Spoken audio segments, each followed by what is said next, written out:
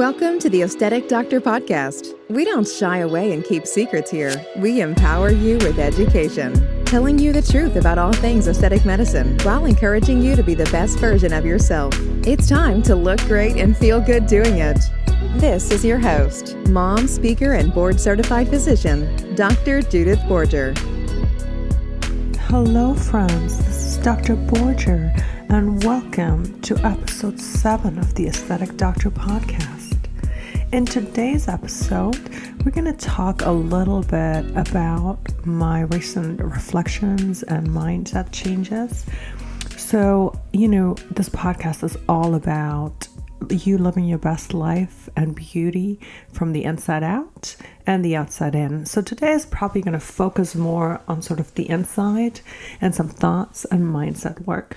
Why do I think this episode is happening now? Well, I recently had an incredible experience where I got to go to a conference at a place called the Miraval, which is a chain of wellness resorts in the United States. I was at the Miraval Berkshires, and it is about the most perfect place that I can imagine for me. It had lots of physical activities. It had yoga. It had boot camp classes. It had a gym, a pool. But then it had a lot of mindfulness, guided meditations, a labyrinth. And then, of course, it had an amazing huge spa with saunas and steam rooms and more pools. And I got a massage and I got a facial. But in all this, because they just create this amazing atmosphere of rest, relaxation, and mindfulness, I kind of came to really be concrete about a couple of things, and I shall call them my lessons from the Miraval, and I want to share them with you. What are some of the things that I learned that really contribute to my well-being and that might really contribute to your well-being?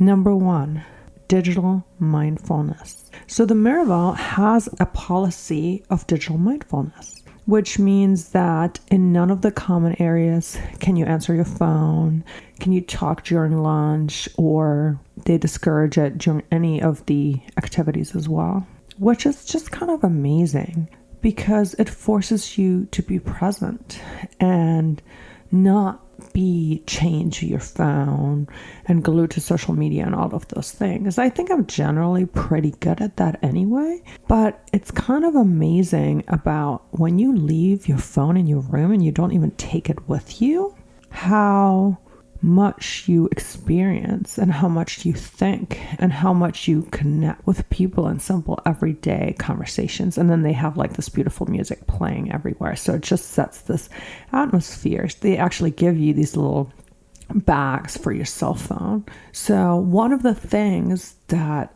I'm really taking home from my experience is this concept of digital mindfulness, and really, despite living in a very digital world, to be mindful that my focus is not purely on the digital and to be as present as possible in the real, actual, non-digital life that's actually happening. So I invite you to practice some digital mindfulness with me, whether that's just legit putting your phone in your purse and not taking it out. Or we have a no phone policy at our dinner table. We've always had that, but things like that, just playing with your kids and not taking your phone. So tell me how it goes and how you feel about it. Number 2, and this is a quote that is on the wall, sort of close to the check-in, that I took a picture of and that I really love. And it says, "You don't find balance, you create balance. You don't find balance, but you create balance." Yes, I just repeated that.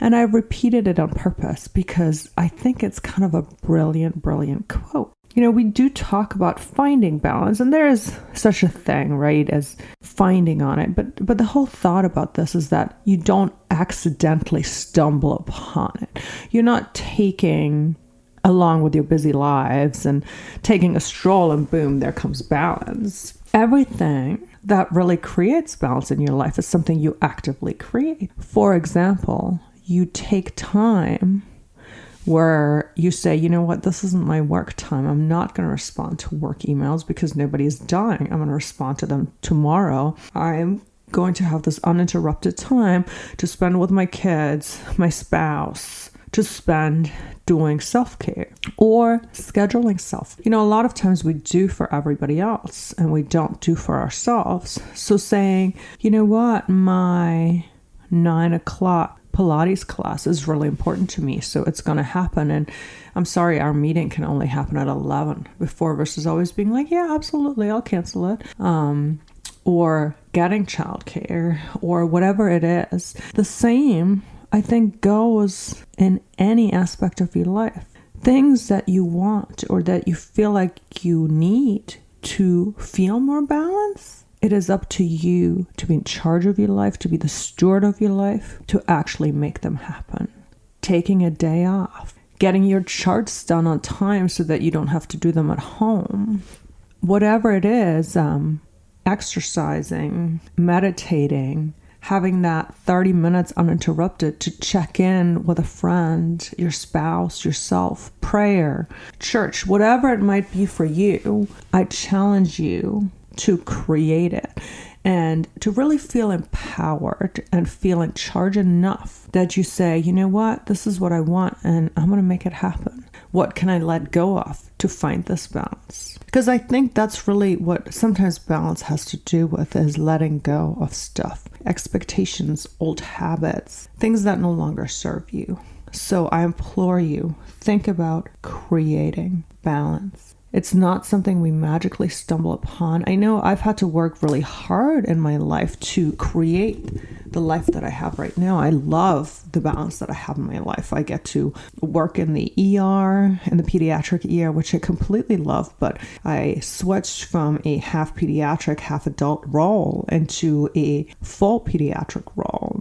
I get to teach residents, and then I have my wonderful office, Concierge Medical Arts, where I just love connecting with my patients and doing all the things we're talking about right now, aesthetic medicine. But as I said, for me, it's just so much deeper than how you look like. It's how I get to make you feel, how you get to make you feel, the choices you make, the fact that you prioritize you. So maybe that's part of the balance, is the fact that you financially prioritize you. Like, yes, you know what? I am worth that Botox. I am worth paying for that Pilates class. I am worth paying for a cleaning lady so that I can spend hours doing something else versus having to clean my house on my extra day off. I mean, whatever that might be for you depends a lot on your situation, both financially, emotional, physical. But think about, if you are thinking about balance, if you really go with what your heart desires, what you're drawn to, what would that look like? And sometimes you have to make hard choices. You have to say no. You have to let go. You have to let go of the things that don't serve you and of that old version of you to step into that new, empowered, and grown version of yourself. So let's create balance. It will look different for each one of us. I love the balance that I've created in my life. But every time a circumstance changes in my life, there's something that adjusts for the balance to be recreated. And yes, once you create it, then you can feel that you found it. But that's really, I think, the sequence in which it happens. You have to work to create it, and then you feel it. You feel the freedom, you feel the ease, and you feel the balance. Number 3, what my days at the Miraval really showed me was how much I love and crave and need space to just think, breathe, and be. We're kind of in this society where the hustle is almost glorified, but I sort of want to do a little bit of the opposite. It doesn't mean I'm not going to work hard, but I think sometimes I just want to do things with ease. I want to have time to relax. I want to have time to rest. I want to have time to recharge, because it really comes with, when I then go to work, I'm not burnt out. I can give it my best. I can give it my all. I do it with passion. I do it with my fullest self. But then I do have those moments of solitude, of those moments of introspection where I can think, I can breathe, I can be, I can plan, I can get in touch with myself. And also it allows me to be in touch with me. It allows me to be in touch with what my body, mind, and heart desire. What do I want? Where am I getting next pulled to? And I think for me, that also comes along with an openness of just waiting for the unfolding as it should. An openness to letting the rhythm of life come and not rushing things that shouldn't be rushed. Believe me, I'm an action taker. I made it through med school. I made it through residency. I made it through fellowship. I've got 3 kids. I have a business. I'm faculty. I publish. I speak. I do all these things. So I'm definitely an action taker. But at the same time, one of the things that I'm developing as a little bit of wisdom in life is that certain things are going to happen as they should. Life is going to unfold in this very sort of own rhythm of life. And my job is to be open and to trust and to listen and not to rush things that don't need to be rushed. When I think about rushing things, I really think about that work where you're kind of like pedaling against the current, which is also the thing sort of with the resting and the recharging is, you know, that unnecessarily work, the hustle, the stuff that doesn't get you somewhere.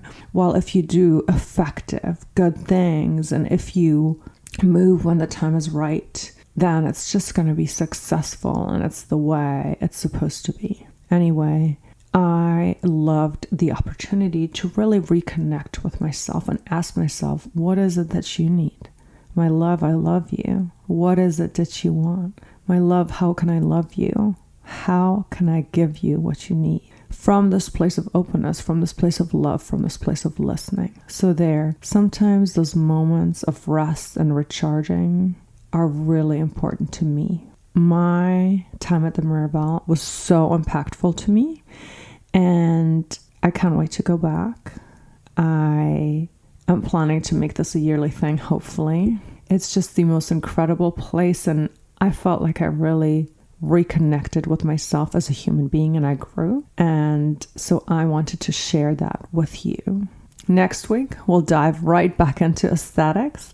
But as I said, this podcast is really about you and I and all of us living our best, most glorious lives. And for me, this is part of living my life the best way. And I think we all know that we feel our best, we look our best when we're in touch with ourselves, when we're authentically us, and when we're not rushed, overwhelmed, and frazzled. So I invite you in sort of the season also of being dormant and reflecting as winter comes to, as you maybe think about the next year, think about who you are and what it is that you want and what it is that you need. I hope you have the most glorious, glorious day. Thank you for listening, and I will see you next time. If you have any thoughts about this episode, if there was something that spoke to you, please let me know. You can always contact me via my website, theaestheticdoctor.com, or via social media at Dr. Borger, doctor spelled out, on Instagram. I look forward to hearing from you. Tag me, message me, and most importantly, have a wonderful, wonderful, glorious day. Bye. Thank you for listening to the Aesthetic Doctor Podcast with Dr. Judith Borger. We'd love to connect with you outside of the show. Follow Dr. Borger on Instagram at Dr. Borger, and find more online and ways to work with Dr. Borger at www.theaestheticdoctor.com. Until next time, be well.